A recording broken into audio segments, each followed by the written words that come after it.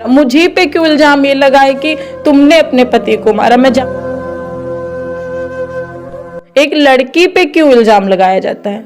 वहां से मुझे भगा दिया गया कि तुम आज रोड पे सोओगी, तुम दोनों लोग मिलके मेरे बेटे को मार डाली हो। जब जाती थी तो दरवाजा बंद कर लेते थे वो लोग। उत्तर प्रदेश के सीतापुर जिले में हम हैं और कैमरे के फ्रेम में जो दिख रही है महिला, उनके साथ ऐसा क्या हुआ कि उन्हें कैमरे के सामने आना पड़ा और हमारे साथ जो है हमको जो है इनका इंटरव्यू करना पड़ा। क्या बात हुआ है, क्या इनके साथ हुआ है, हम सारी चीजें इन्हीं से जानने का प्रयास करेंगे। थोड़ा परिचय बता दें, क्या नाम है आपका? मेरा नाम है नेहा शर्मा और जितने लोग भैया के चैनल पे देख रहे हैं उनको मेरा नमस्ते। क्या हुआ है, मतलब कुछ आपके साथ हुआ है? अभी आप ससुराल में नहीं रहती हैं, क्या दिक्कत है? मेरे साथ में मेरे मतलब पति इस दुनिया में नहीं है और उनकी डेथ हो चुकी है। तो मैं अपने मायके में रहती हूँ। तो क्या हुआ था आपके पति के साथ? मेरे पति के साथ में उनको कोरोना के टाइम पे उनकी डेथ हुई थी। अच्छा, सन 2021 में। अच्छा, शादी कब हुई आपकी? सन 2015 में। 2015 में शादी हुई और 21 में आपके हस्बैंड की डेथ हो गई? हाँ, सन 2021 में वो खत्म हो गए। अच्छा, उससे पहले आप लोग हंसी खुशी आपस में मतलब रहते थे? हाँ, 6 साल हो गए थे हमारी शादी को और बहुत अच्छे से हम लोग रह रहे थे। लेकिन सन 2021 में कोरोना के टाइम पे उनकी डेथ हो गई। कोरोना के टाइम पे उनकी डेथ हो गई, तो बच्चा वगैरह भी है आपको? हाँ, एक बेटी है मेरी जो 4 साल की थी जब उसके पापा इस दुनिया से चले गए थे और आज वो 8 साल की हो गई है।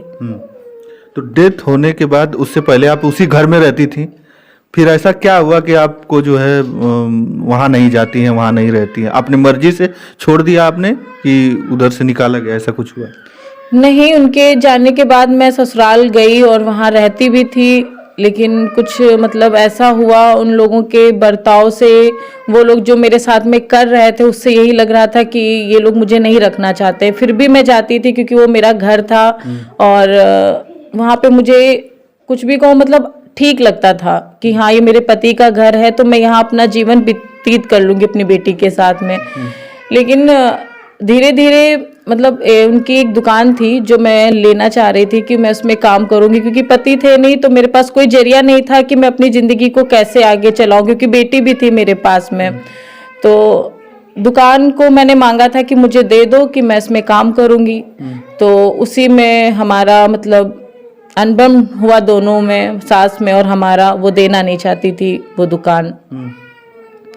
फिर एक बार ऐसा हुआ कि हम और मेरी बहन वहाँ पे गए गांव में चाबी लेने के लिए अपनी सास से, क्योंकि जिस मकान में अपने पति के साथ में हम रहते थे वो चाबी मेरी सास के पास में थी, तो उन्होंने नहीं दिया। 7 बजे हम गांव गए और बज गया रात के 10 और हम थे, मेरी बहन थी, सिर्फ 2 लोग।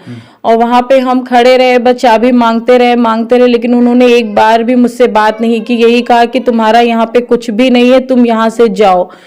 रात में 10 बजे और एक मेरी बहन जिसकी अभी तक शादी नहीं हुई उसको लेके मैं गई और सुनसान रास्ता, वहां से मुझे भगा दिया गया कि तुम आज रोड पे सोओगी तब तुमको मजा आएगा कि होता क्या है। तो मैं वहां से मतलब निकली रात के 10 बजे। आप सोच सकते हैं रात के 10 बजे 2 लड़कियां ऊपर से मुझे ये बोला गया आज तुम रोड पे सोओगी तब तुमको पता चलेगा कि आज तुम्हारे साथ क्या होने वाला है। मैं सबसे मदद मांगती रही गांव में। मैंने कहा कि मुझे छोड़ दो, वहां तक कोई नहीं जा रहा था कि मुझे छोड़ने के लिए कि तुम इस गाँव की बहू हो, उनको पता चल जाएगा तो वो लोग मुझ पे बोलेंगे कि तुम क्यों छोड़ने गए उन्हें, तुम्हारा क्या रिश्ता है, मतलब मुझ पे गलत वो लगेगा। कोई नहीं जा रहा था। मैंने सबसे बोला कि मेरी बहन है, छोड़ दो मुझे वहां तक, लेकिन एक लोगों ने मुझे छोड़ा। तब मैं पिसामा पहुंची वहां पे मकान पे। मकान के बाहर में बैठी रही रात के 12 बजे तक। तब मेरे भाई, मेरे पापा, वो लोग मुझे लेने आए, तब मैं मायके आई। लेकिन वो लोग मतलब मुझे चाबी नहीं दिए। तो आखिरकार ऐसा क्या हुआ कि मतलब जब आपके पति थे उस समय आप हंसी खुशी उसी परिवार में रहती थी, सास ससुर से कभी उससे पहले कभी झगड़ा हुआ था? झगड़ा तो नहीं हुआ था, लेकिन हर घर में थोड़ा बहुत तो होता ही है। लेकिन सब कुछ अच्छा चल रहा था, जैसे चलता है एक 2 मकान है हमारे, एक गांव में मकान है, एक पिसावा में मकान था। तो हम लोग वहां रहते थे क्योंकि वहां पे हमारे हस्बैंड का क्लिनिक भी था, ऑफिस भी था। तो हम और मेरी बेटी और मेरे हस्बैंड तीनों लोग वहीं पे रहते थे। मेरे देवर भी आते थे, सबका आना जाना रहता था, लेकिन वो लोग शाम को गांव चले जाते थे और सब कुछ अच्छा चल रहा था। लेकिन जब वो कोरोना का टाइम पे था ना, तो मेरे हस्बैंड की तबीयत खराब थी, तो सब लोगों ने मतलब धीरे धीरे मतलब कम करने लगे। लेकिन मैं जिद कर रही थी कि इनको हॉस्पिटल लेके चलो, मेरी ज्यादा जिद थी कि हॉस्पिटल लेके चलो, घर में ये कब तक पड़े रहेंगे। 2 दिन उनको बुखार आया, उनको बहुत ज्यादा कमजोरी लग रही थी। लेकिन मेरी सास और मेरे देवर ये नहीं चाहते थे कि वो हॉस्पिटल जाएं। कहीं ना कहीं उनको यही लग रहा था कि हॉस्पिटल जाएंगे तो कुछ हो ना जाए। लेकिन मेरी जिद थी कि घर में हम पड़े रखेंगे, हॉस्पिटल जाएंगे तो इनका इलाज होगा, पता चलेगा आखिर इनको बीमारी क्या है। तो हम लोग हॉस्पिटल, मेरी मम्मी, मेरे भाई, मेरे पापा और मेरे देवर, इतने लोग उनको हॉस्पिटल लेके गए। वहाँ पे उनका चेकअप वगैरह सब कुछ हुआ और कोरोना का टाइम था तो इतना वैसे भी वहाँ पे वो था। तो उनकी जब वो एक्सपायर हो गए ना, तो मेरी सास को यही लगता है कि हम लोगों ने उनको मार डाला है। अच्छा। हाँ, वो आरोप वो हमेशा मुझे पे लगाती हैं, मेरी माँ पे लगाती हैं कि तुम दोनों लोग मिलके मेरे बेटे को मार डाली हो, इसलिए वो मुझसे नफरत करती हैं। आज जब मैं उनको हॉस्पिटल नहीं ले जाती तो एक हमारे अंदर ये रहता ना कि शायद मैं उनको अस्पताल ले जाती तो वो बच जाते। कोई बीमार होता है तो घर पे उसे नहीं रखा जाता है, हॉस्पिटल ही ले जाया जाता है। घर पे कौन रखता है मरीज को? बस यही एक कारण है कि वो मुझसे नफरत करती है। ये चीज मुझे समझ नहीं आती है, एक लड़की पे क्यों इल्जाम लगाया जाता है? वो किसी के भाई भी थे, किसी के बेटे थे, किसी के बहन के भी भाई थे, उन पे क्यों नहीं इल्जाम लगा कि इन लोगों ने मारा? मुझे पे क्यों इल्जाम ये लगाए कि तुमने अपने पति को मारा? मैं जहां जाती हूँ सब यही कहते हैं कि तुम्हारी वजह से वो चला गया, तुम्हारी वजह से चला गया, तो तुम भी जाओ। तब से मैं यहाँ मायके में यही कारण है कि आपके पति नहीं रहे इस दुनिया में, तो आप भी चले जाएं, आप घर में न रहें। तो आपने नहीं कहा कि एक बेटी है और हम कितने साल तक, शायद कम से कम हमको लगता है कि 15 से 21 तक, मतलब 6-7 साल तक रही हैं साथ में, तो क्या आपका हक नहीं बनता है? आप लीगल कहीं पे गई थी, कहीं कोर्ट कचहरी या पुलिस थाने पे? हाँ, मैंने एप्लीकेशन भी थाने में भी डाला, लेकिन वहाँ पे भी मेरी कोई ज़्यादा सुनवाई नहीं हुई, क्योंकि यहाँ से वहाँ का बहुत ज़्यादा फासला है, 100 किलोमीटर की दूरी है। हम जाते थे तो कभी मेरा देवर थाने नहीं आता था, वो बता दिया जाए कि वो सीतापुर गया है, कहीं भी गया है काम से, फिर मैं वापस चली आऊँ, फिर मैं यहाँ से जाती थी। मेरा इतना पैसा लगता था, वो वहां पे नहीं थाने पहुंचते थे, हमेशा यही हुआ। तो हम लोग थोड़े दिन तक चुप बैठ गए, लेकिन फिर हमने एप्लीकेशन डाला क्योंकि मुझे घर के अंदर नहीं जाने दिया जा रहा था। मैं जब जाती थी तो दरवाजा बंद कर लेते थे वो लोग कि तुम यहाँ इसके अंदर एंट्री नहीं करोगी गेट के अंदर। तब मैं फिर थाने जाती थी तो यही होता था कि अब तुम्हारा यहाँ कुछ है नहीं, तुम अपने घर जाओ या जहाँ भी जाओ, हमसे कोई मतलब नहीं। और जो लड़की है आपकी, वो उसको भी नहीं बुलाते वो लोग, प्यार नहीं करते? कोई नहीं बुलाता है, कोई। जिस दिन से वो गए हैं उस दिन से उसको कोई पहचानता ही नहीं है कि ये हमारे घर की है, हमारा खून है। कोई नहीं। अब ये जिम्मेदारी हमारी है क्योंकि मैं माँ हूँ उसकी, उन लोगों की कोई जिम्मेदारी नहीं है। तो फिर इसके बाद और भी कुछ रिश्तेदार होंगे, उनके भी आपके भी, तो आप लोग मिल के नहीं गए कि आखिरकार फिर आप जाएंगे कहाँ एक बेटी को लेके? बेटी का तो हक होता है ना, तो उसका हक कैसे मिलेगा? आप बोले नहीं वहां पे? मैंने सबसे बोला, यहाँ तक प्रधान से भी जाके बोला, गांव के जो प्रधान हैं उनसे बोला, तो उन्होंने यही कहा मुझे पता है तुम्हारा हक है, बेटी है, हक है, लेकिन कोई सामने नहीं बोलता है। मेरे सामने हमारी कहते हैं, उनके सामने उनकी करते हैं, क्योंकि वो उस गांव के हैं, उनको उनसे लाभ है, हमसे थोड़ी ना लाभ है। तो हम जाते तो हाँ तुम्हारा हक बनता है, लेकिन हक कोई दिलाना ही नहीं चाहता है। गए हम सबके पास हैं, थाने के भी चक्कर लगाए, कोर्ट के भी चक्कर लगाए, लेकिन हमें कहीं से न्याय ही नहीं मिला। कहीं नहीं न्याय मिला? कहीं से न्याय नहीं मिला। थाने पे लोग क्या बोले आपको? थाने पे यही बोलते हैं कि आपकी भी उम्र ही क्या है, आप जाइए दूसरी शादी कर लीजिए। ये तमाशा बना के रखा है कि मतलब आपकी उम्र क्या है, आप इस घर के पीछे क्यों पड़ी, आपका पति नहीं तो आप दूसरी शादी कर लो। यहाँ क्यों आती हो जब आपको कोई कुछ देता नहीं है? तो बोले नहीं कि क्या हमारा हक नहीं बनता है, हमारी बेटी का हक नहीं बनता है उस घर पे? मैंने बोला है, लेकिन उन लोगों का बस यही है, पता नहीं वो लोग वहां से पैसे लेते हैं क्या करते हैं, वो लोग मेरी साइड कुछ सुनते ही नहीं है, सुनाई ही नहीं हमारी होती है। तो अब क्या करते हैं? अभी भी आप मतलब जाते हैं, आपका मतलब सब कुछ लेके सामान वगैरह चले हैं कि आपका सामान वहीं पर पड़ा हुआ है? मेरा सारा सामान वहीं ससुराल में ही है, एक एक चीज जितनी भी थी सारी दोनों मकान में है।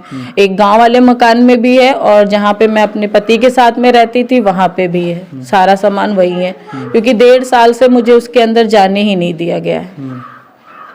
सारा सामान वहीं पे बंद है। तो अब क्या चाहते हैं, मतलब अब कैसे चलता है?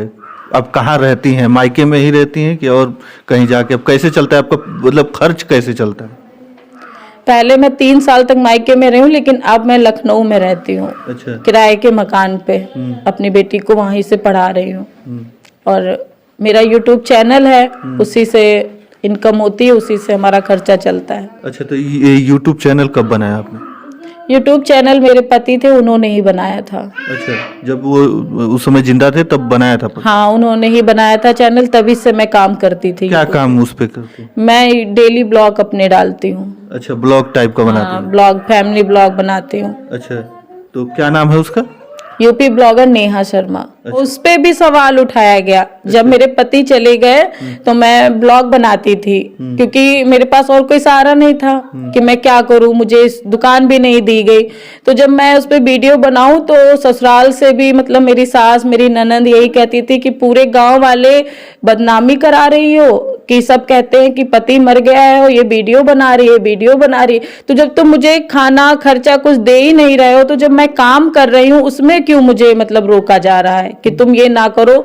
बस यही वीडियो बनाने के लिए मुझे थाने में भी बोला गया कि ये वीडियो बनाती हैं। हाँ, थाने में भी बोला है कि वीडियो बनाती है, जब आए तो इस पे ध्यान रखना, ये वीडियो तुरंत से बना लेती हैं। तो क्या थाने में वीडियो बनाने के लिए उन लोगों ने मना किया? मैंने एक बार वीडियो बनाया था जब मैं गई थी, क्योंकि मेरी सुनवाई नहीं होती थी, तो मैंने एक बार वीडियो बनाया। तो वहां पे मेरे देवर ने बता दिया होगा कि ये वीडियो बनाती है, तो मैंने जब चैनल भी बता दिया होगा तो मैंने डाल दिया था वीडियो। तो उन्होंने डिलीट करवा दिया वो वीडियो थाने से मेरी। अच्छा। कि यहाँ की जो वीडियो डालोगी तो फिर आप पे कार्रवाई होगी, तो मैंने फिर वो वीडियो डिलीट कर दी। कैसी कार्रवाई? अभी तो अगर आप लेके जा सकते हैं, आप वीडियो के माध्यम से जब आप कैमरा चालू करके आप सामने बात कर सकते हैं, तो फिर डिलीट क्यों करवाया गया? इतने फोन मुझ पे किए जा रहे थे सुबह शाम, आप वीडियो क्यों बनाई, आप थाने में वीडियो किसी की नहीं बना सकती हैं, आप ब्लॉग बनाती हैं, ब्लॉग बनाइए, अपने घर का बनाइए, लेकिन थाने में आके क्यों आपने वीडियो बनाई। और भले मतलब आप भ्रष्टाचार करिए, सुनवाई नहीं करिए किसी की, लेकिन वीडियो बनेगा तो दिक्कत हो जाएगा। दिक्कत होगी। अब मुझे बार बार फोन नए नए नंबरों से किया जाए, मैं वो बोल रहा हूँ और आप आइए थाने, आइए, वीडियो डिलीट करिए, वीडियो डिलीट करिए, वीडियो नहीं डिलीट करेंगी तो फिर बात नहीं बनेगी, वीडियो डिलीट करिए। तो मैंने फिर वीडियो डिलीट कर दी। तो अब जो है उसी यूट्यूब चैनल से आपका खर्च चलता है? हाँ, उसी से मेरा खर्चा चलता है। और शायद अगर वो नहीं होता तो फिर अब क्या करते? फिर पता नहीं क्या करती मैं, लेकिन बच्चा था तो कोई ना कोई काम तो करती, क्योंकि बेटी मेरी 4 साल की थी, उसे छोड़ के मैं नौकरी भी नहीं कर सकती थी। और मेरी ऐसी स्थिति ही नहीं थी कि मैं नौकरी करने जा पाती, क्योंकि वो मुझे छोड़ती ही नहीं है। कि जहाँ मैं दिन भर भले ही मैं अलग रहूं, लेकिन रात में वो मुझे चाहती कि शाम को मम्मी मेरे पास रहे। और तो मैं यूट्यूब से ही काम करती हूँ, उससे ही मेरा खर्चा चलता है। तो उससे हो जाता है, खर्च चल जाता है YouTube? हाँ, चल जाता है। अच्छा। इतना हो जाता है कि मैं पढ़ा लेती हूँ और खाना खर्चा चलता है मेरा। अच्छा, तो अब आगे क्या कर रही हैं? मतलब वहाँ पे ससुराल में आपके आप जाने के लिए कुछ कोर्ट वगैरह का सहारा लिया आपने कि बस कोर्ट में मैंने डाला था, लेकिन इतना मेरे पास रुपया नहीं, 2 साल से पड़ा हुआ है वहाँ पे। लेकिन वहाँ जब जाओ तो बस रुपया मांगते, मेरे पास इतना रुपया ही नहीं है कि मैं दे पाऊँ कि आगे की सुनवाई हो पाए। तो वहीं पे पड़ा हुआ है ऐसे ही मेरा जो भी है। चलिए, हमारे साथ नेहा शर्मा जो सीतापुर जिले से आती हैं और इन्होंने अपनी स्टोरी बताई क्या कुछ है, क्योंकि ससुराल में ये इनके साथ जो हुआ, जो व्यवहार किया गया, वो खुद इन्होंने बताया कि इनको इनके जब पति थे तो ये हंसी खुशी रहती थी, सब कुछ सही चल रहा था, लेकिन पति के जाने के बाद इनके साथ किस तरीके से व्यवहार हुआ और किस तरीके से इनको घर से बाहर कर दिया गया, एक तरीके से जायदाद से बेदखल कर दिया गया। हालांकि एक बच्ची भी है इनकी, इस समय 8 साल की, हाँ 8 साल इस समय 8 साल की बच्ची भी है, उस समय 4 साल की थी उसकी उम्र। और सोच लीजिए एक महिला को उस समय घर से निकाल दिया गया जब 4 साल की बच्ची इनकी गोद में थी, और उस समय इनको घर से बाहर निकाल दिया गया और जायदाद से बेदखल कर दिया गया। अभी बता रहे हैं कि सामान वगैरह भी अभी हमारा इनका कुछ वहीं पे है, मुझे घर के अंदर ही नहीं जाने देते। बात तो यही कि मैं अपना सामान देख सकूं, या मैं उसके अंदर बता रहे तुम्हारी एंट्री अब नहीं होगी, तुम इस घर की नहीं हो, चाहे जहां जाओ, या तो पुलिस को लेके आओ, अपना सामान निकाल लो, यहाँ से चली जाओ, लेकिन घर वो मुझे नहीं देंगे। देख लीजिए, पीड़ित महिला है, और हमारा दिखाने का यही मकसद था कि कम से कम अगर जो लोग देख रहे हैं इस पर कमेंट करें और ज़्यादा से ज़्यादा शेयर करें ताकि इनको भी न्याय मिले। और रह गई बात, एक यूट्यूब चैनल चला रही हैं, उसको लेकर भी कई बार विवाद हुआ। हालांकि अगर वो नहीं रहता तो शायद इनका घर का खर्च भी नहीं चलता और एक बेटी को ये पढ़ा भी नहीं पाती। वही एक सहारा है यूट्यूब चैनल, जिससे इनका अर्निंग आता है और उसी से पढ़ाई अपने बेटी की करती हैं और उससे खर्च चलाती हैं। तो हम चाहते हैं कि इस वीडियो को ज़्यादा से ज़्यादा शेयर किया जाए और इनको न्याय मिले, और इनके चैनल पर भी आप लोग जाएं और विजिट करें और देखें और सपोर्ट करें। तो चलिए, इस वीडियो में इतना ही, धन्यवाद।